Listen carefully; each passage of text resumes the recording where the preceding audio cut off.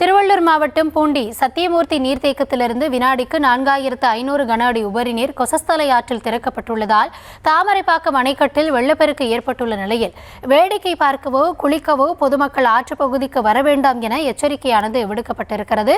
இதுகுறித்த விவரங்களோடு இணைகிறார் எம்முடைய செய்தியாளர் பிரபு. முழுமையான விவரங்கள்.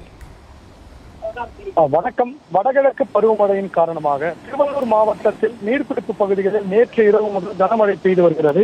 இதனால் திருவள்ளூர் மாவட்டத்தில் உள்ள ஏரிகள் மற்றும் குளங்கள் வேகமாக நிரம்பி வரும் நிலையில் சென்னை மக்களின் முக்கிய குடிநீர் ஆதாரமாக விளங்கும் பூண்டி சத்தியமூர்த்தி நீர்த்தேக்கத்தின் நீர்மட்டமும் தொடர்ந்து அதிகரித்து வருகிறது.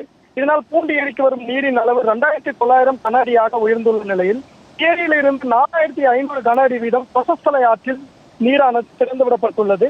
இந்த நிலையில் கொசஸ்தலை ஆற்றின் நடுவே உள்ள தாமரைப்பாக்கம் அணைக்கட்டு பகுதியில் வெள்ள நீர் சீறி பாய்ந்து வருகிறது. இதனால் பொதுமக்களின் பாதுகாப்பு கருதி தாமரைப்பாக்கம் அணைக்கட்டை பொதுமக்கள் வேடிக்கை பார்க்க திருவள்ளூர் மாவட்ட ஆட்சியர் தடை விதித்துள்ளார். மேலும் கொசஸ்தலை ஆற்றம் கரையோரம் வசிக்கும் கிராமங்களுக்கு தாமரைப்பாக்கம் அணைக்கட்டு பகுதியில் பொதுமக்களுக்கும் மாவட்ட ஆட்சியர் பிரதாப் விடுத்துள்ள எச்சரிக்கையில் ஆற்றில் குளிக்கவோ வேடிக்கை பார்க்கவோ கூடாது எனவும் பாதுகாப்பான இடங்களுக்கு செல்லவும் அவர்களை விவரங்களுக்கு நன்றி பிரபு.